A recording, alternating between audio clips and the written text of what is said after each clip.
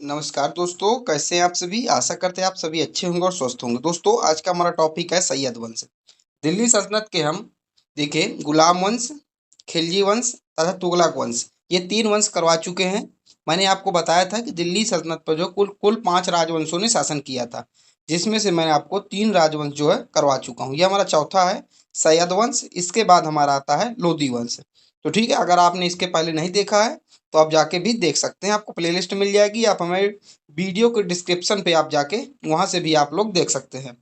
PDF के लिए Telegram पे आप जुड़ सकते हैं या फिर व्हाट्सएप नंबर पे आप मुझे मैसेज करके पीडीएफ प्राप्त कर सकते हैं। व्हाट्सएप नंबर आपको डिस्क्रिप्शन पे मिल जाएगा।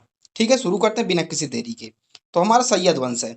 तो सैयद वंश जो है 1414 से 1451 तक था सैयद वंश। ठीक है, इसको आपको याद रखना है। तो सैयद वंश के कौन कौन से शासक हुए? देखिए, खिज्र खां हुआ, मुबारक शाह हुआ, मोहम्मद शाह हुआ और आलम शाह है।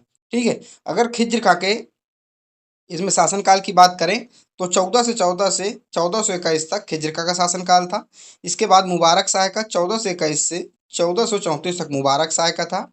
इसके बाद मोहम्मद शाह 1434 से 1443 तक मोहम्मद शाह तथा अंत में आलम शाह का 1443 से 1451 तक आलम शाह का था। ठीक है, तो इन्हीं के बारे में हम विस्तार से पढ़ेंगे। ठीक है, इसके बाद हम लोधी वंश जब हम करवा देंगे पूरा दिल्ली सल्तनत, इसके बाद हम आपके लिए क्वेश्चन आंसर भी लेके आएंगे, तो आप हमारे वीडियो से जुड़ जाइएगा। ठीक है, आप अपना फीडबैक भी जरूर दे सकते हैं। ठीक, तो हम बात करेंगे सबसे पहले खिज्र खां। तो ये सैयद वंश का संस्थापक था। देखिए, खिज्र खां कौन था? सैयद वंश का संस्थापक कौन था? खिज्र खां सैयद वंश का संस्थापक था, जिसका शासनकाल 1414 से 1421 तक था। खिज्र खां तैमूर लंग का सेनापति था तथा तैमूर ने भारत से लौटते समय खिज्र खां को लाहौर, मुल्तान और दिगलपुर का सूबेदार नियुक्त कर दिया। तो जो खिज्र खां था दोस्तों, ये तैमूर लंग का कौन था? सेनापति था। तो तैमूर ने क्या किया था? भारत से लौटते समय, जब भारत से यानी कि लौट रहा था, तो खिज्र खां को यहाँ के क्या लाहौर, मुल्तान और दिगपालपुर का क्या सूबेदार नियुक्त कर दिया था। सूबेदार नियुक्त कर दिया था, वो चला गया था। इसने दौलत खां को पराजित करके, तो दोस्तों इसने दौलत खां को पराजित कर दिल्ली का स्वतंत्र शासक बन गया। कौन बन गया? खिज्र खां दिल्ली का स्वतंत्र शासक बन गया।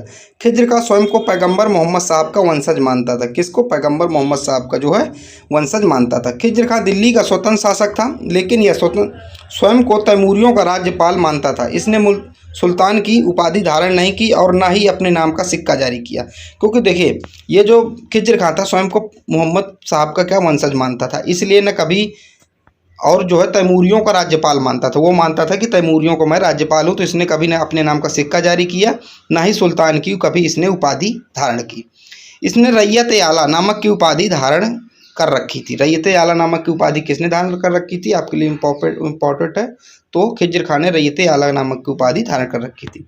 खिज्र खां नियमित रूप से तैमूर के पुत्र शाहरुख को कर भेजा करता था। ठीक है, तो जो खिज्र खां था वो तैमूर के एक पुत्र का नाम क्या था? शाहरुख। शाहरुख को क्या कर भेजा करता था। ठीक है, 20 मई 1421 को खिज्र खां की मृत्यु हो गई। इसकी क्या मृत्यु हो जाती है? ठीक है, अब इसके बाद कौन आता है? मुबारक शाह। देखिए, मुबारक शाह आता है।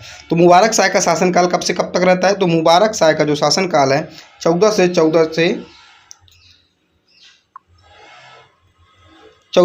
से 1434 तक रहता है। मुबारक शाह का शासनकाल इसका रहता है। ठीक है, खिज्र खां ने तो सुल्तान की उपाधि धारण नहीं की थी, परंतु इसके पुत्र जो थे इसकी उपाधि धारण, मुबारक शाह ने इसकी उपाधि क्या की थी? धारण की थी। ठीक है, सुल्तान की उपाधि इसने धारण की थी।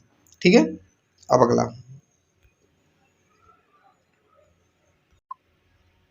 देखिए, इसके दरबार में एक साहित्यकार रहता था जिसका नाम क्या था? अहमद सहिंदी। उसने मोहम्मद शाह के ऊपर एक पुस्तक लिखी थी। उस पुस्तक का नाम क्या है? तरीख ए मुबारक शाही। उसका पुस्तक का नाम क्या है? तरीख ए मुबारक शाही उस पुस्तक का नाम है। ठीक है, इसने मुबारकाबाद शहर नामक की स्थापना की थी। तो मुबारकाबाद शहर की स्थापना की थी। इसने भटिंडा और दोआब क्षेत्र में हुए विद्रोहों को सफलतापूर्वक दबाया था। ठीक है, इसके वजीर द्वारा इसकी हत्या करवा दी जाती है। तो इसके वजीर द्वारा क्या? इसकी हत्या करवा दी जाती है। तो ठीक है, तो इनका भी शासनकाल, मुबारक शाह का भी शासनकाल क्या हो जाता है? खत्म हो जाता है। अब आते हैं मोहम्मद शाह। मोहम्मद शाह का शासनकाल रहता है 1434 से 1443 तक। ठीक है, मोहम्मद शाह के बाद उनका भतीजा, उसका भतीजा मोहम्मद शाह अगला सुल्तान बना। ठीक है, और अगला सुल्तान बनता है। मोहम्मद शाह का वास्तविक नाम मोहम्मद बिन फरीद था। क्या नाम था? मोहम्मद बिन फरीद उनका वास्तविक नाम था। इसके समय में 1434 ईस्वी में मालवा के शासक महमूद शाह खिलजी ने दिल्ली पर आक्रमण किया। तथा 3 दिनों के भीषण युद्ध के बाद दोनों में संधि हो गई और महमूद शाह खिलजी वापस मालवा चला गया। जिसके समय क्या था, एक महमूद शाह खिलजी था, ठीक है। उसने क्या किया, यहाँ पर क्या किया था, आक्रमण किया था। आक्रमण तो किया लेकिन 3 दिन युद्ध चला, युद्ध का कोई परिणाम नहीं निकला और क्या हुआ, मालवा चला गया और दोनों ने संधि कर ली और वो वापस मालवा चला गया। अब आता है अलाउद्दीन आलम शाह, जो कि 1443 से 1451 तक शासक थे, ठीक है। अलाउद्दीन आलम शाह सैयद वंश का अंतिम शासक था, देखिए अंतिम शासक था। इसके साथ एक घटना घटी, इसको क्या षड्यंत्र द्वारा मारा गया था, ठीक है। आलम शाह का वजीर था जिसका नाम हमीद खां था। तो आलम शाह के एक वजीर था, यानी कि अलाउद्दीन आलम शाह के एक वजीर था जिसका नाम क्या था, हामिद खान था। आलम शाह का वजीर हामिद खान से मतभेद होने के कारण वह दिल्ली छोड़कर बदायूं चला गया तथा उसकी वहीं मृत्यु हो गई। देखिए आलम शाह जो उसका एक वजीर था हामिद खान, उससे क्या हो जाता है, उसका मतभेद हो जाता है और ये सुल्तान खुद जो है अपनी जो गद्दी होती है, दिल्ली की गद्दी होती है, छोड़कर बदायूं चला जाता है और वहीं उसकी क्या होती है, मृत्यु हो जाती है, ठीक है। इसके वजीर ने दिल्ली का राजपाट बहलोल लोदी को सौंप दिया। तो इसका जो वजीर था दिल्ली का राजपाट किसको सौंप देता है, बहलोल लोदी को सौंप देता। अब यहीं से क्या है दोस्तों, लोदी वंश की स्थापना होगी, ठीक है। तो सैयद वंश आपको समझ में आ गया, ठीक है। अब यहीं से लोदी वंश की स्थापना होगी। लोदी वंश हम अगले वीडियो पर पढ़ेंगे, ठीक है।